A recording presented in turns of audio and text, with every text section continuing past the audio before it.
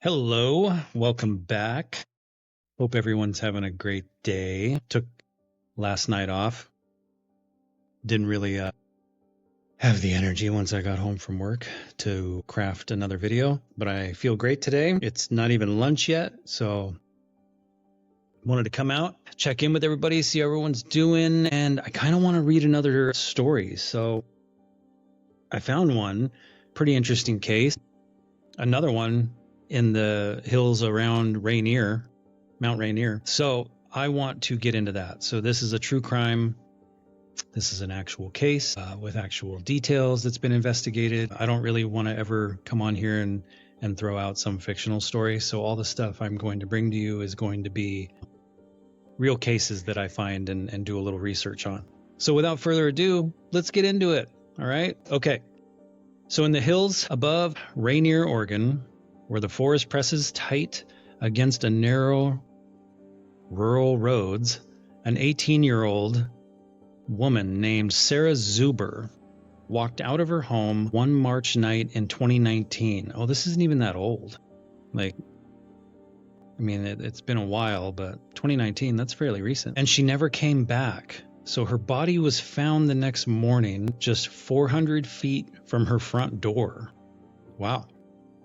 In a patch of woods she knew as well as her own backyard. So close enough that her family could see the spot from their porch. That's crazy. Close enough that she should have been safe. But nothing about what happened to Sarah makes sense.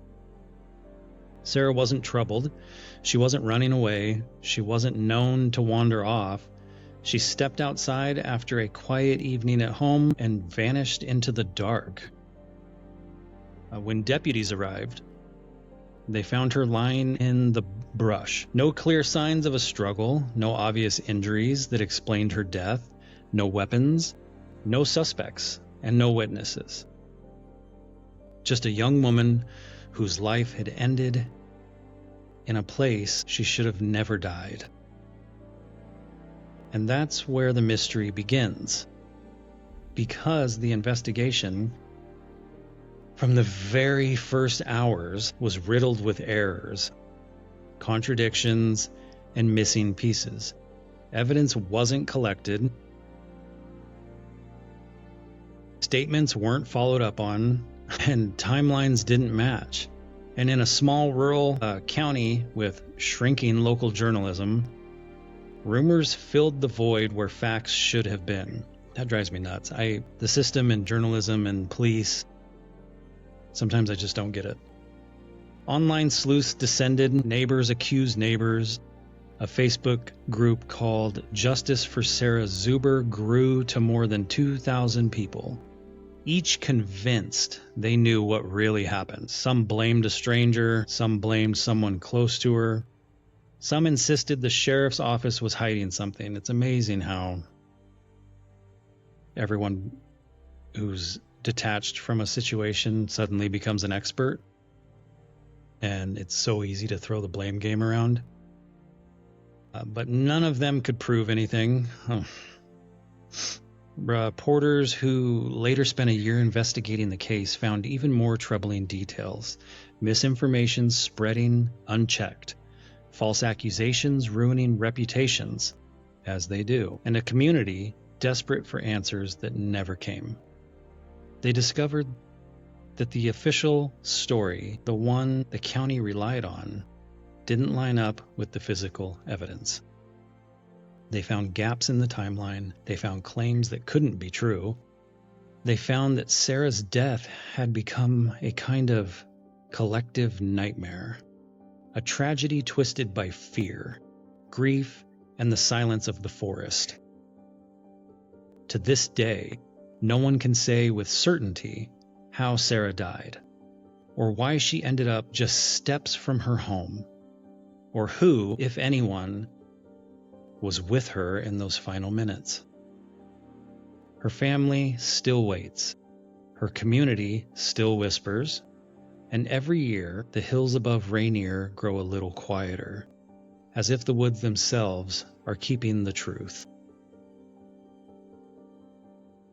Tonight's story is a reminder that some mysteries in Oregon aren't buried in the past, they're happening right now. In small towns and dark forests, in places where the truth slips between the trees and refuses to come out. If you ever find yourself in the hills above Rainier, listen closely, because somewhere out there, the unanswered questions of Sarah Zuber's final night are still echoing through the pines. That's crazy to me. How you can just die steps from your home with absolutely no evidence. So the core facts of this case is she was 18, she was young, March 12th, 2019. After a brief argument with her sister, she told her family she was going for a short walk and would be right back, and that's when she never returned. Her body was found that next morning, the 13th, by her sister along near City Road, only 400 feet from the home. Officials initially reported no obvious injuries and said the cause of death was unclear. So the investigation problems quickly became chaotic and confusing. The major crimes team said they could not determine the cause of death. I don't know how I feel about that. Like, how can you not figure out how someone died? That's pretty wild. The medical examiner's conclusions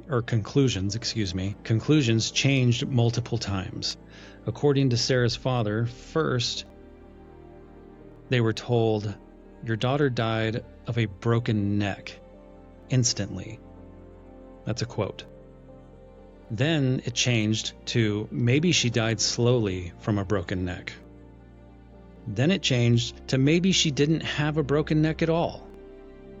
And then finally, alcohol plus hypothermia was listed as the official cause. Now I could see hypothermia. It's cold in that region, but I don't know. That one's hard. That one's hard to dissect. The family's doubts. Sarah's father, Randy Zuber, had reportedly stated he does not believe she simply got drunk and died near the home. I would agree with that. I highly doubt that's what happened. Again, though, I'm not an expert and I don't have any further information than what I'm bringing to you guys today. But it just seems like that would be pretty unlikely. He suspected a hit and run, maybe, or something else that investigators missed. He also says Sarah was not intoxicated that night and was not the type to just wander off. So the night she disappeared, OPB, which is a local broadcasting station we have here, Sarah worked a shift at the Rainier grocery store until 9:30 p.m. She brought home a soda for her sister. A small argument broke out between the sisters, normal teenager tension. Sarah said she was going to go for that walk, told her sister, "I love you," and then she left.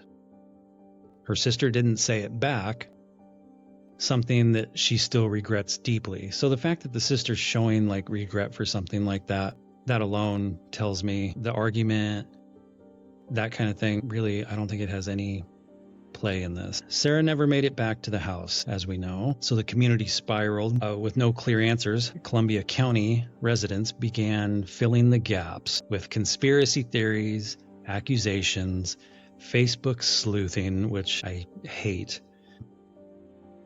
That's like the one social media platform I do not have, and I will never have. I do not like Facebook whatsoever. Rumors about suspects began to grow, and then claims of police cover-ups. The sheriff later admitted the unclear communication, and I quote, caused this case to spiral out of control. And then that Facebook group, Justice for Sarah Zuber, grew into the thousands. So the DOJ review in August of 2024, the Oregon Department of Justice reviewed the case and concluded there was no cause to reopen it. They agreed with the original findings of undetermined alcohol and hypothermia being the cause. However, the sheriff says the case is not closed and they still investigate occasional tips, though none have led anywhere. And that feels like the biggest nothing answer I've ever heard. It's like they're just trying to appease the family or something without actually probably ever doing any follow-up or any work at all, which doesn't surprise me in the least.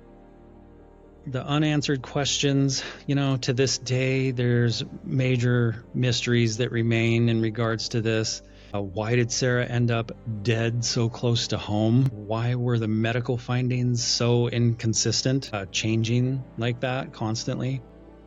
Why were there no injuries, no signs of assault, and no clear trauma to the body? How did she die in a familiar area she walked very often? Why did investigators struggle to establish a timeline? Was someone with her?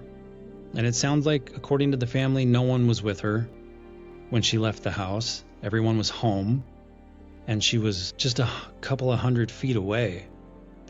You can see that. Like, that's a house or two down the block, if that was the situation. Like, you'd be able to monitor that person. So I guess it's not out of the realm of possibility that someone was already out there and maybe surprised her and did something, but with like this huge lack of any sort of physical evidence to her body or around her or trauma. That's crazy. That's wild. Did she collapse of some unknown reason? Was she struck by a vehicle? Why did the community's theories explode so violently? I think that's just human nature. I think, unfortunately, it's like that mob mentality. When something is happening that no one has any understanding of, the people just start, word diarrhea speculations, and it turns into something monstrous that it has no base in truth. No one, not the family, not investigators, not journalists, have been able to answer any of these questions to this day. So there's not a big conclusion here. A young kid walked out of her house and for some unknown reason was found the next morning dead. That's horrible for the family. I can't imagine not having any sort of closure. Losing your daughter or your sister is horrible enough, but then to have it followed with all of this uncertainty and never having closure of a reason, that's like just rubbing salt in that wound. I cannot imagine what they must feel. But the mystery of it is incredibly, I could see how people's minds would wander with that, but to throw accusations out is so unnecessary. But the last post I made about the mysteries near Rainier in that Longmire region, that one teetered on the line of paranormal, if you believe that kind of thing. And this one just sounds a little more grounded, but just as mysterious. Like there's no rhyme or reason, and it's crazy. The incompetencies, it sounds like, that took place from law enforcement and medical examinations, unexplainable. If you're not certain about something, quit making things up. Like, that's just crazy. Like, either have a fact or say you don't know. If I was a family member of this girl, I would want answers, but I would definitely appreciate the truth rather than trying to fill a gap with your best guess or something. So that's crazy. Wild story. I don't know. Maybe one of you has more details about that, because it's been a few years. Who knows? Maybe there's something that's been discovered since that I didn't see or find. By all means, let me know. Throw that into the comments.